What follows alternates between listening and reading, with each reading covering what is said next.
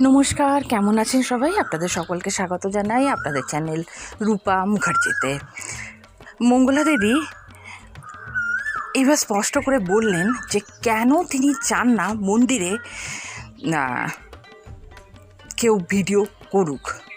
তার কারণটা তিনি কিন্তু খুব সুন্দরভাবে সবাইকে বুঝিয়ে বললেন, এবং যারা বোঝদার, যাদের ন্যূনতম বোঝার বুদ্ধি আছে, তারা অন্তত বুঝবেন যে তিনি কেন বললেন, কেন করেছেন। তিনি খুব ভালো করে বোঝালেন যে কিছু কিছু মহিলার কিছু পার্সোনাল কথা থাকে যেগুলো তারা চান না যে ভিডিও করে বাইরে সকলে জানুক। সেই মুহূর্তে কেউ যদি সেই কথাগুলি ক্যামেরাবন্দি করে এবং ছড়িয়ে যায় এবং ভিডিওটি ভাইরাল হয়, তিনি হয়তো ভাইরাল হয়ে যাবেন রাতারাতি, কিন্তু সেই মহিলার যে অসম্মানটা হচ্ছে, সেই মহিলার যে অসম্মানটা হলো, সেই অসম্মানের দায়িত্ব কে নেবে? সত্যি এটা ভেবে দেখার কথা। এবং তার সাথে তিনি আমাদের সমাজে নারীর কী গুরুত্ব সে নিয়েও বেশ কিছু কথা বলেছেন। খুব সুন্দর লাগবে শুনতে, আপনারা অবশ্যই শুনুন মঙ্গলা দেবীর কণ্ঠে উনি কী বলেছেন।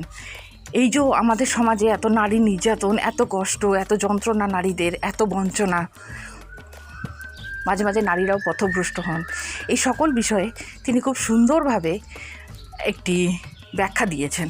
আসুন শুনে নেওয়া যাক। তবে তার আগে আপনাদের কাছে নিবেদন, ভিডিওটি ভালো লাগলে লাইক, শেয়ার, কমেন্টস অবশ্যই করবেন, চ্যানেল সাবস্ক্রাইব করে পাশে থাকবেন। আসুন শুনে নিই মঙ্গলা দেবীর কথা।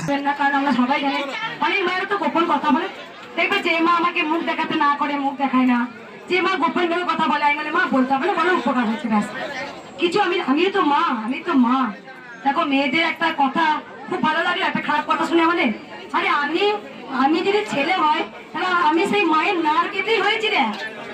তাই ভগবান শ্রীকৃষ্ণ বলেছেন, নিজের স্ত্রী ছাড়া অপর স্ত্রীকে যখনই দেখবে, শোনো ওইটাকে হাত দিতে পারবে না, নিজের স্ত্রী ছাড়া অপর স্ত্রীকে কখনো মায়ের রূপে দেখো, নিজের স্ত্রী ছাড়া অপর স্ত্রীকে, অপর মেয়েকে মায়ের রূপে দেখো, তাহলে তুমি পৃথিবীর সেরা, আর তুমি গোবিন্দর পরম সন্তান।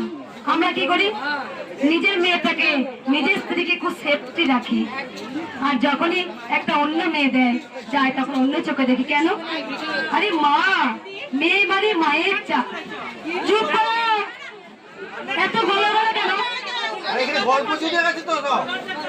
চুপ করো না বাবা, এত চিৎকার কেন মন্দিরে? আর একটা কথা বলি, দেখো, ভারত মাতা জগৎ জননী, তাই মেয়েদেরকে আগে দিয়েছে। দেখো, রাধা কৃষ্ণ, কৃষ্ণ রাধা কিন্তু নয়। তাই গোবিন্দ শ্রেষ্ঠকে, এই জগতে সর্বশ্রেষ্ঠ কিন্তু কানাই, গোবিন্দ। কিন্তু কি বলতো, আমরা কিন্তু নাম বলতে হলে কার বলি? রাধা কৃষ্ণ বলি তো। তার মানে গোবিন্দ মেয়েদেরকে আগে কিন্তু স্থান দিয়েছে, জানো? তাহলে কি আমরা কি করি, সেটাই করি। তাই দেখো, তোমাদের ভক্তি করো। এই যে অনেক ভক্ত যখন আমাকে যে চাওয়াই না, প্রণাম করো না, আমায় কেউ প্রণাম করবে না, আমি বলি মাকে প্রণাম করো। কেন বলি জানো? তোমরা সবাই জানো মায়ের মন্ত্রটা এতটাই শক্তি, মায়ের মন্ত্র জপ করে অনেকে অনেক সুস্থ হয়, তাই ঘরে বসে নাম জপ করে উপকার পেয়ে ছুটে আসে। আমি জানি আজকে লাখো লাখো ভক্ত হয়েছে, প্রচুর ভিড় হয়েছে, কিন্তু আমি কিন্তু এখন 10টা জনকে ছেড়ে দিতে পারবো। তোমরা আমার রূপটা দেখে হয়তো বুঝতে পারছো আমি এরকম ঠেলতে পারবো। কেন পারবো? সেটা মা আমাকে দিয়েছে। মা জানে আমার মেয়েকে টানতে হবে। যে আমাকে ত্রিশূল দিয়েছেন, ক্ষমতা তো তিনিই দেবেন না? তাই দেখো, এত রক্ত দেখার পর আমার মুখে কিন্তু স্মাইল থাকে। আমি কেন ঠেলে দিই? সকল ভক্তরা আমাকে ক্ষমা করবে, প্রথমে ক্ষমা চাই। কেন চাই? কারণ ভালো করে বোঝো, আমার পরেও কিন্তু আরো হাজার হাজার ভক্ত দাঁড়িয়ে আছে, সেই জন্য আমি ঠেলে দিই। আমার ভক্ত যদি কিছু বলে থাকে তো বলবে, আমি তো মা, আমি সব ক্ষমা করে দেব, আমার সন্তান সকলকে ক্ষমা করে দেব, জগতের মাতা। তাই বারবার বলি যে যারা ভিডিও করেন, আমি প্রত্যেককে বলি ভিডিও কর, কিন্তু আমার পারমিশন যারা কেন করতে না বলি? এই যে ধরো কোন একটা মেয়ে বললো গোপন কথা, তোমার তো ক্যামেরা বন্ধ হয়েছে, তার সে জানলো না, তুমি হয়তো খুব ভাইরাল হয়ে গেলে ভিডিওটা ছেড়ে, কিন্তু সেই মেয়েটাকে অসম্মান করা হলো না। এবার আমি অনেক মেয়েদের ভিডিও করি, অনেক জিজ্ঞাসা করি মা ভিডিও করা যাবে? তিনি হ্যাঁ মা মুখ দেখানো যাবে, কি অসুবিধা, করো। আমি যেন বলে মা ভিডিও করো আমি দেখবো। যাই হোক বাবা দেখানো যাবে আপনাকে? বেশ, বাবা অনেক উপকার পেয়েছে, খুব সুন্দর একটা শাড়ি এনেছেন, কেন নিয়ে এসেছেন বাবা? মায়ের নাম করে আমি লটারি টিকিট পেয়েছিলাম, সেখানে ওরে আমি লটারির টিকিট কাটতে না করি, তুই লটারির টিকিট কি এই ভিডিও হচ্ছে? বলিস কি রে, তখন সবাই ভক্তরা দলে সব লটারির টিকিট কাটবে কেন মায়ের নামে? হ্যাঁ ওরে যা করেছিস বেটা, আর যেন কাটিস না, আর যেন কাটিস না। আমি বারণ করছি মা হয়ে, আমি তোমার তো শুনতে চাই না। তোমার উপকার হয়েছে মা, তাই বললাম সুগার হয়েছে। আমার 200-র উপরে সুগার ছিল, আমি ফুল খেয়ে শুধু 95-তে এসেছি। দেখলে কোথা থেকে আসছে মা? আমি ধুবুলিয়া থেকে আসছি। আগে এসেছিলে মা? ঘরে বসে মায়ের নাম জপ করে আমি জানি পুজোই করো মা। হ্যাঁ। আমি জানি এখানে রাজা কাকু ভক্তরা না ঘরে বসে নাম জপ করে উপকার পেয়ে পুজো দিতে আসে। তাই একবার সবাই বলি দে তোরা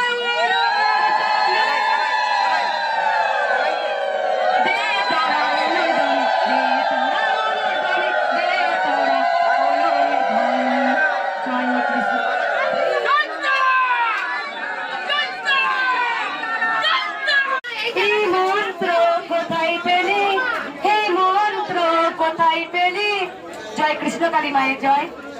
যেখানে কৃষ্ণ কালী মায়ের নাম সেখানে আনন্দ ধাম।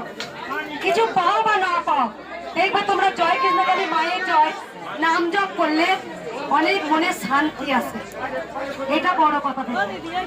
কিছু পাও বা না পাও, তোমরা যদি ঘরে বসে জয় কৃষ্ণ কালী মায়ের জয়, মনে একটা অন্যরকম অনুভূতি হয়, একটা শরীরে একটা ভাইবেট হয় মা, আমি জানি। সেজন্য কে আনিল রে এই মন্ত্র রে, জয় কৃষ্ণ কালী মায়ের জয় কোথায় ছিল রে। তাই অনেকেই বলে আমরা চিনেছি বড় মাকে বাম বাম তারার জন্য, বামা খ্যাপার জন্য। আমরা ভবতারিণীকে চিনেছি পরমহংস দেবের জন্য। অনেক ভক্তরা বলেন কৃষ্ণ কালী মাকে চিনেছি আমাদের মঙ্গলা মায়ের জন্য। তাই এই নামটা তোমরা কি করে পেলে?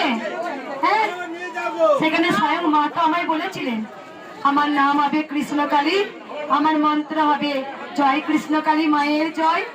তাই তো বলছি কে আনিল রে এই জয় কৃষ্ণ কালী মায়ের জয় রে?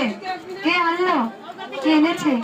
স্বয়ং তো মা নিজে আমাকে বলেছে, তবেই না আজকে এত মানুষ উদ্ধার হচ্ছে।